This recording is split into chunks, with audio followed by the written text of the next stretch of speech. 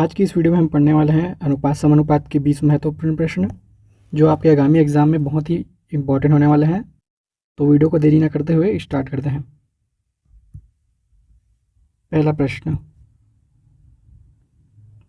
ऐसे प्रश्नों को सॉल्व करने के लिए हम पहले लिखेंगे ए अनुपात बी अनुपात सी अनुपात डी। अब हम देखते हैं कि ए बी का मान क्या दिया है यहाँ 2:3। बी सी का मान दिया है 4:5, तो बी सी के नीचे लिखेंगे इसे। और सी अनुपात डी का मान दिया है 6:5, तो सी और डी के नीचे लिखेंगे इसे। अब यहाँ बी के नीचे 3 है तो इसके साइड में हम लिख देंगे 3, यहाँ भी लिख देंगे 3।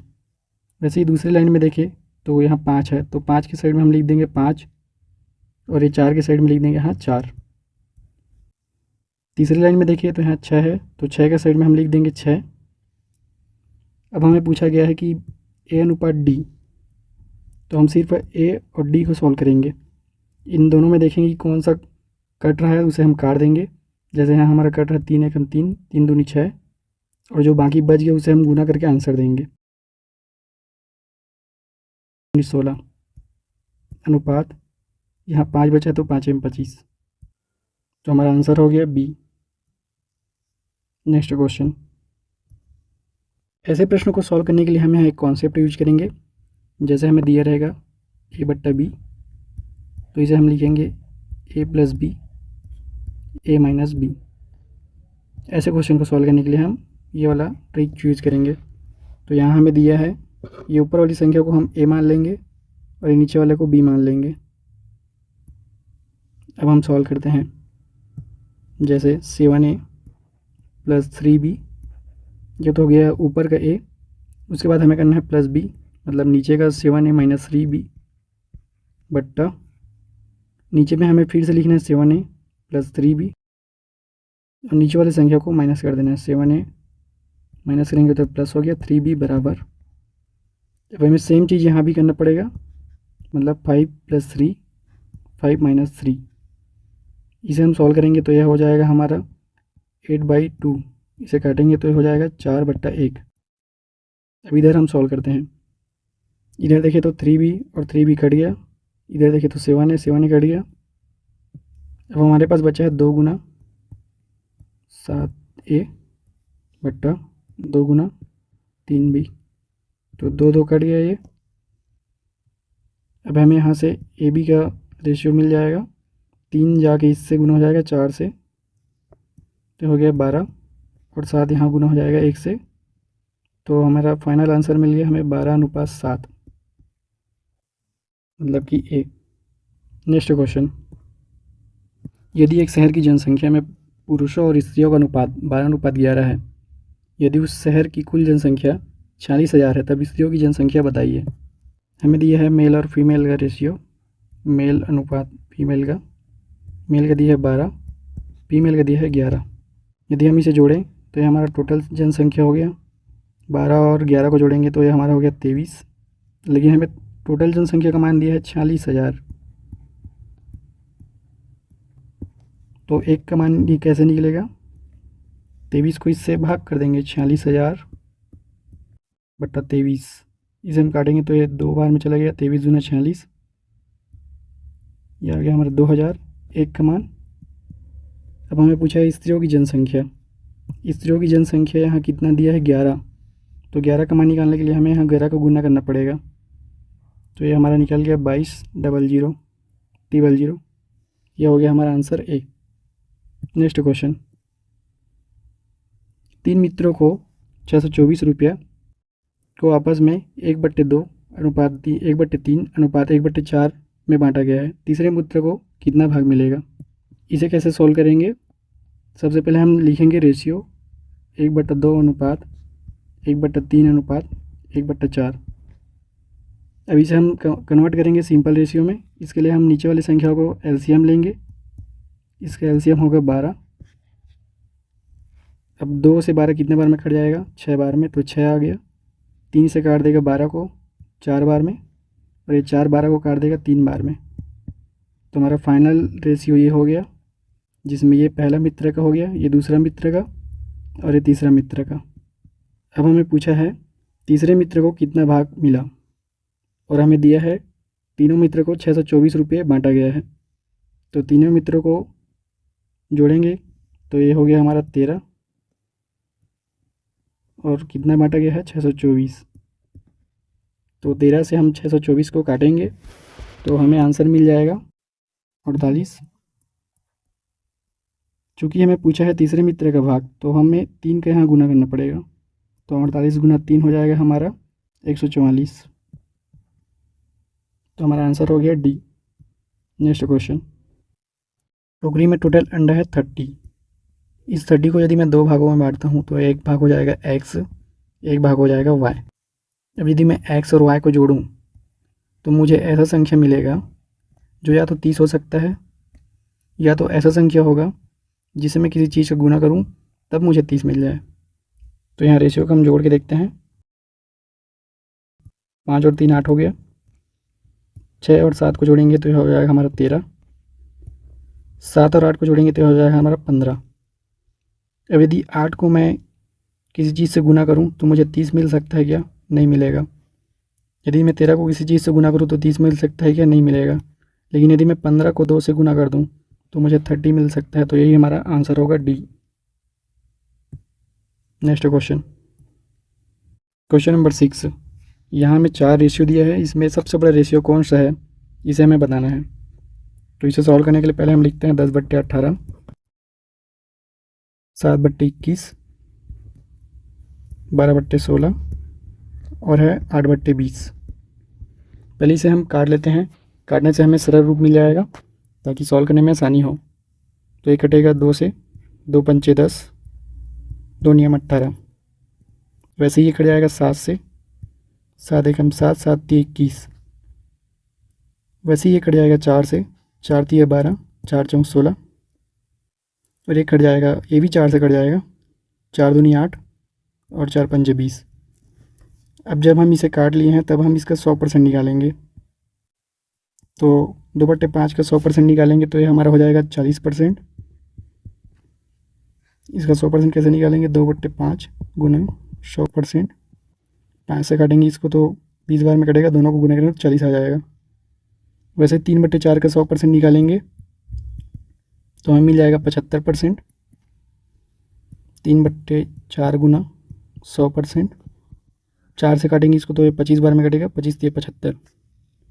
वैसे ही 1/3 का हम निकालेंगे 100% तो ये हो जाएगा 33.33%। वैसे ही यदि हम 5/9 का 100% निकालें तो ये हो जाएगा हमारा 55.56%। अब इन चारों में सबसे बड़ा परसेंट कौन सा है? सबसे बड़ा 75 है। तो 3/4 हमारा बड़ा होगा। 3/4 कहाँ से आया था? 12:16 से। तो हमारा आंसर हो जाएगा सी। ये नया पैटर्न का क्वेश्चन है, इसको आप अच्छे से प्रैक्टिस कीजिएगा। Next question. Question number 7। यहाँ 2 व्यक्ति हैं आर और एस, दोनों का वेतन दिया है 1500 और आगे हमें दिया है आर और एस के खर्चों का परसेंट, साथ में हमें दी है बचत का अनुपात और हमें पूछा गया है कि आर और एस का वेतन क्या होगा। सबसे पहले हम लिख लेते हैं आर और एस के टोटल वेतन का मान हमें दिया है 1500 रुपया और हमें डाटा दिया है आर के खर्च का 70%। इसे हम काटेंगे तो हमें मिल जाएगा 7/10, मतलब कि 10 इसका वेतन है जिसमें 7 रुपया खर्च करता है और बचाता कितना है? 3 रुपया। यह हमारा बचत है।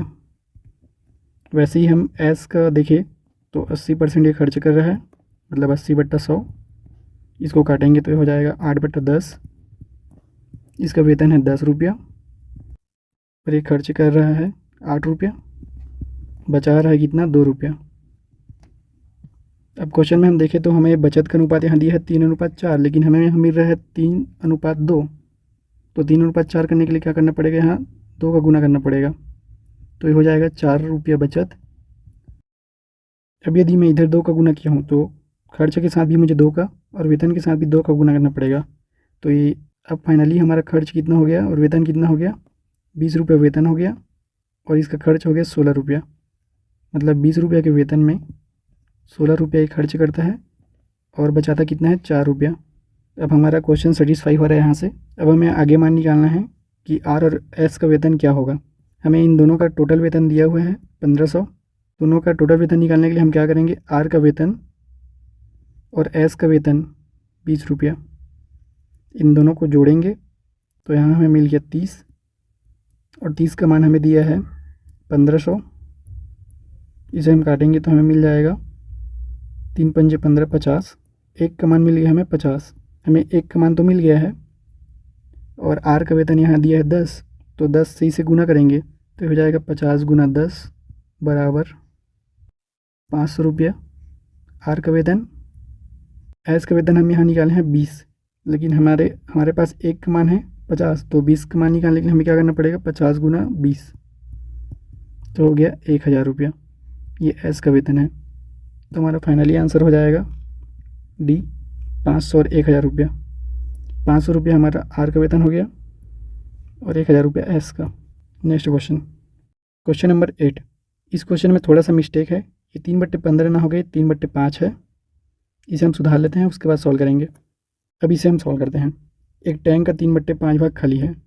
जब इसमें 26 लीटर पानी मिलाया जाता है तो इसका 12/17 भाग भर जाता है। तो टैंक की क्षमता क्या है।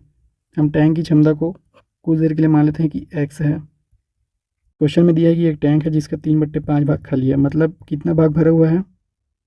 टोटल क्षमता माने x, x का 2/5 भाग भरा हुआ है।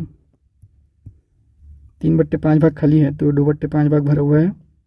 अब इसमें 26 लीटर पानी ऐड किया जा रहा है, प्लस 26 कर रहे हैं, तो हमें क्या मिल रहा है, टोटल का 12/17 भाग भर जाता है बोल रहे हैं, मतलब 12/17 भाग भर गया किसका, एक्स का।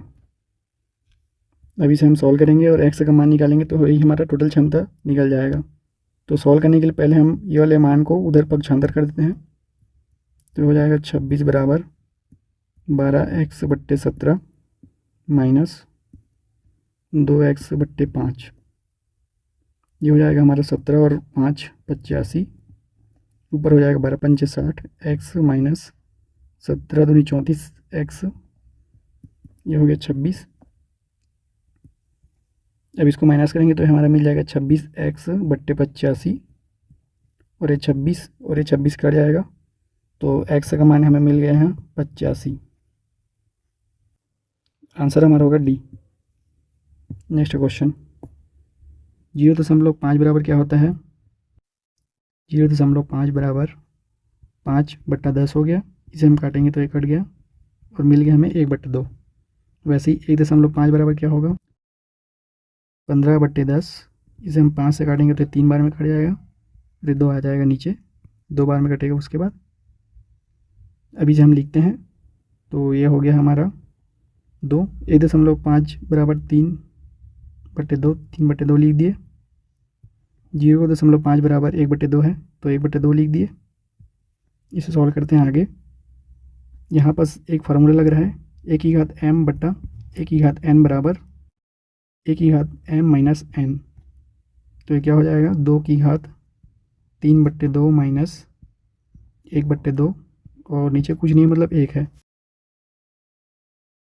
तो ये हो जाएगा हमारा 2/2, और ये हो जाएगा 3 - 1।